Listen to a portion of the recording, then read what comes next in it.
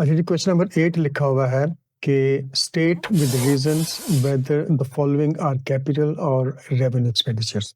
ठीक है। अच्छा, इसमें टोटल 10 ट्रांजैक्शंस दी हुई है और ये 20 मार्क्स का क्वेश्चन है, तो हर एक ट्रांजैक्शन फिर 2 मार्क्स की हुई। ठीक होगी। अच्छा, ट्रांजैक्शन नंबर 1 लिखी हुई है कि डेप्रिसिएशन ऑन प्लांट। तो ये बात, अब प्लांट एक फिक्स्ड एसेट है और फिक्स्ड एसेट्स को यूज करते हुए उसमें कुछ टूट फूट हो जाती है जिससे उसकी वैल्यू में कमी आ जाती है, जिसको बियर एंड टियर कहते हैं। और ये कमी प्रॉफिट एंड लॉस अकाउंट में एज एन एक्सपेंस रिकॉर्ड की जाती है, तो इसलिए इसको रेवेन्यू एक्सपेंडिचर कहा जाता है। चले इसकी रीजन लिख लेते हैं कि it is the cost related to the wear and tear of a fixed asset charged to the profit and loss account to determine the correct profit for the year। ठीक होगी बात। अच्छा, ट्रांजैक्शन नंबर 2 लिखी हुई है कि expense incurred on change of engine oil of business truck. ठीक होगी बात। बिजनेस ट्रक के इंजन ऑयल को चेंज करना एक रूटीन मेंटेनेंस एक्सपेंस है और ये एक साल में एक से ज़्यादा मरतबा होता है। और दूसरी बात ये कि बिजनेस ट्रक की एग्जिस्टिंग एफिशिएंसी को मेंटेन रखने का ये एक्सपेंस है। ठीक होगी बात। और तीसरी बात ये कि इस एक्सपेंस की वजह से ट्रक की लाइफ टाइम में या इसकी अपनी वैल्यू में कोई बहुत सिग्निफिकेंट इंक्रीज नहीं आता, तो ये एक रेवेन्यू एक्सपेंडिचर है। ठीक है। चलें इसकी रीजन लिख लेते हैं कि it is a routine maintenance expense to maintain the trucks existing efficiency and does not increase its life और वैल्यू सिग्निफिकेंटली। ठीक है। अच्छा, ट्रांजैक्शन नंबर 3 लिखी हुई है कि कैरेज ऑन फर्नीचर परचेज्ड। आपको पता ही है कि फर्नीचर एक नॉन करंट एसेट है और किसी भी नॉन करंट एसेट की परचेज पॉइंट से लेकर अपने बिजनेस की बिल्डिंग तक लाने के सारे एक्सपेंसेस, मतलब ये कि हर किस्म का ट्रांसपोर्टेशन एक्सपेंस, जैसे कि कैरेज हो गया, फ्रेट हो गया, लोडिंग एंड अनलोडिंग होगी वगैरह वगैरह, उस नॉन करंट एसेट की कॉस्ट में इंक्लूड किया जाता है। Right. Carriage basically transportation expense है, तो इसको भी कॉस्ट में इंक्लूड किया जाएगा। ये बात कंक्लूड हुई कि ये यानी कि कैरेज बेसिकली एक्सपेंस है और फर्नीचर की कॉस्ट में ऐड होकर फर्नीचर की वैल्यू को इंक्रीज करेगा and it will become the part of cost of the furniture. इसलिए ये एक कैपिटल एक्सपेंडिचर है। इसकी रीजन लिख लेते हैं कि it is a cost directly incurred to bring the fixed asset, I mean furniture, to its present location and condition. So it is added to the assets cost. ठीक है जी। अच्छा, transaction number 4 लिखी हुई है कि इंटरेस्ट ऑन लोन।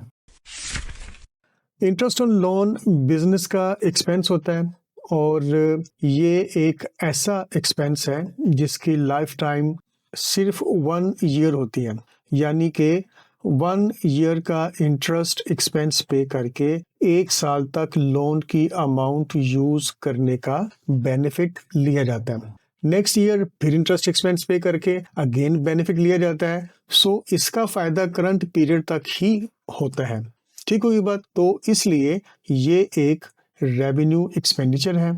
इसकी reason लिख लेते हैं कि it is a regular expense for using borrowed funds and its benefit is for the current accounting period only. ठीक। ट्रांजैक्शन नंबर 5 लिखी हुई है कि cost to construct additional room in building. ये एक कंस्ट्रक्शन कॉस्ट है और बिल्डिंग में एडिशनल रूम बनाया जा रहा है, यानी कि बिल्डिंग में इजाफा हो रहा है। तो इसका मतलब ये हुआ कि इस फिक्स्ड एसेट की वैल्यू में इंक्रीज हो रहा है। ठीक है। और दूसरी बात ये कि चूंकि ये एडिशनल रूम है तो बिल्डिंग की कैपेसिटी में इंक्रीज हो रहा है, जिसकी वजह से अर्निंग कैपेसिटी भी बढ़ेगी और यूं बिजनेस की एफिशिएंसी भी इंक्रीज होगी। ठीक होगी बात। और इसका बेनिफिट लॉन्ग टर्म होगा, यानी कई साल तक ये रूम बेनिफिट देगा। तो इस तरह ये एक कैपिटल एक्सपेंडिचर है। चलें इसकी रीजन भी लिख लेते हैं कि it is an expenditure that increases the value and earning capacity of the existing building, providing a long-term benefit. Transaction number 6 लिखी हुई है कि freight on purchase of goods. Freight एक ट्रांसपोर्टेशन एक्सपेंस है, जैसे कि ट्रांजैक्शन नंबर 3 में carriage एक ट्रांसपोर्टेशन एक्सपेंस था। दोनों में फ़र्क ये है कि कैरेज एक फिक्स्ड एसेट की परचेज पर हुआ था, जबकि ये फ्रेट गुड्स की परचेजिंग पर हुआ। जिस एसेट पर कैरेज पे किया था उस एसेट को बिजनेस यूज़ के लिए लिया गया था, ना कि रीसेल पर्पसेस के लिए। ठीक है, जबकि ये गुड्स तो रीसेल के लिए यानी कि ट्रेडिंग के लिए है। फिक्स एसेट की परचेजिंग सालों बाद होती है, जबकि ये गुड्स तो करंट ईयर में बार बार परचेज की जाती हैं। ये फ्रेट एक्सपेंस माल की कॉस्ट का हिस्सा बन जाती है, और जैसे ही माल बिक जाता है तो फ्रेट एक्सपेंस भी रिकवर हो जाता है। दोबारा माल परचेज किया जाता है, दोबारा फ्रेट एक्सपेंस पे किया जाता है, और यूं साल में ये साइकिल बार बार रिपीट होता है। तो जो एक्सपेंस साल में बार बार किया जाए तो वो रेवेन्यू एक्सपेंडिचर होता है। ठीक होगी बात। चलें इसकी रीजन लिख लेते हैं कि it is part of the cost of purchasing goods meant for resale, I mean trading, not for acquiring a fixed asset. Transaction number 7 लिखी हुई है कि कॉस्ट ऑफ एक्वायरिंग गुडविल। चलिए थोड़ा रिवाइज कर लेते हैं। फिक्स्ड एसेट्स यानी कि नॉन करंट एसेट्स 2 टाइप्स के होते हैं। पहली टाइप है टेंजिबल एसेट्स, यानी कि जिनको हम देख सकते हैं और छू सकते हैं, जैसा कि कार, बिल्डिंग वगैरह वगैरह। ठीक है, और दूसरे इनटेंजिबल एसेट्स जिनको हम देख नहीं सकते, जिनको हम छू नहीं सकते, लेकिन वो एग्जिस्ट करते हैं। और इस ट्रांजैक्शन से लग रहा है कि शायद किसी बिजनेस को परचेज किया गया है और उसकी रेपुटेशन अच्छी थी और वो गुडविल हासिल करने के लिए कॉस्ट पे की गई है। अब चूंकि ये यानी कि गुडविल एक फिक्स्ड एसेट है, दूसरा ये कि इसको रीसेल के लिए परचेज नहीं किया गया, और तीसरा ये कि इसका बेनिफिट 1 साल से ज्यादा है, तो फिर ये कैपिटल एक्सपेंडिचर है।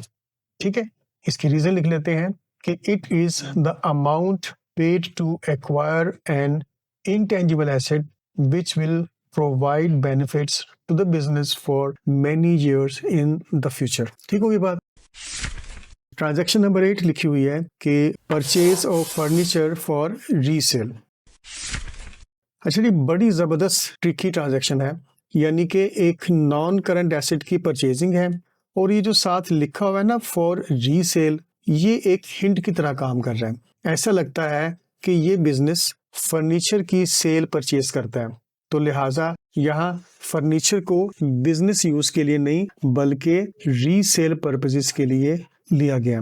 तो ये परचेज इस बिजनेस के लिए परचेजिंग ऑफ गुड्स कहलाएगी, ना कि परचेजिंग ऑफ फिक्स्ड एसेट या purchasing of non current asset. ठीक है, तो इसलिए ये एक रेवेन्यू एक्सपेंडिचर है। इसकी रीजन भी लिख लेते हैं कि the furniture is not purchase for long term use but for selling in the ordinary course of business, so it is treated as a purchase of goods. Right. अच्छा जी, second last यानी कि transaction number 9 है। ये लिखी हुई है कि wages paid for foundation of plant.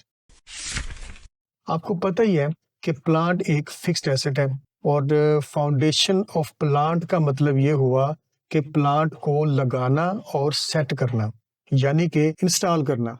ठीक है, जहां किसी भी फिक्स एसेट को परचेज पॉइंट से अपने बिजनेस की बिल्डिंग तक लाने के सारे एक्सपेंसेस उस एसेट की कॉस्ट में इंक्लूड किए जाते हैं, वहीं पर अपने बिजनेस की बिल्डिंग में आने के बाद से लेकर जब तक वो फिक्स्ड एसेट वर्किंग कंडीशन में ना आ जाए, यानी कि इंस्टॉलेशन, ट्रेनिंग चार्जेस, लीगल फी वगैरह वगैरह, जो भी पे की जाती हैं वो भी उस फिक्स्ड एसेट की कॉस्ट में इंक्लूड की जाती हैं।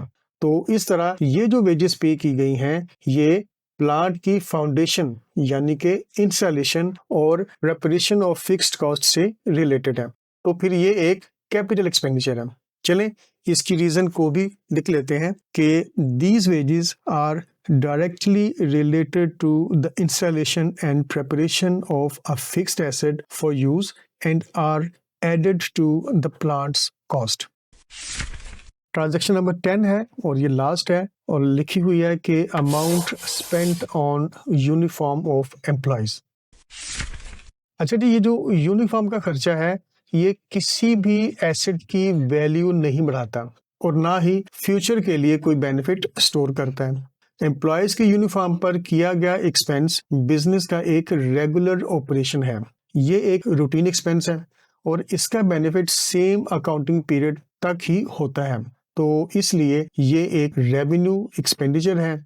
इसकी रीजन लिख लेते हैं कि it is a routine expense for the regular operation of the business and its benefit is consumed with in the same accounting period. ठीक हो गया। ये 20 मार्क्स का क्वेश्चन था। अगर आप आइडेंटिफाई कर लेते हैं और रीजन साथ लिख देते हैं तो 20 मार्क्स इंशाल्लाह ताला आपको ज़रूर मिलेंगे। उम्मीद है कि आपको तमाम ट्रांजैक्शन के जो रीजंस हैं वो आपको समझ आ गए होंगे।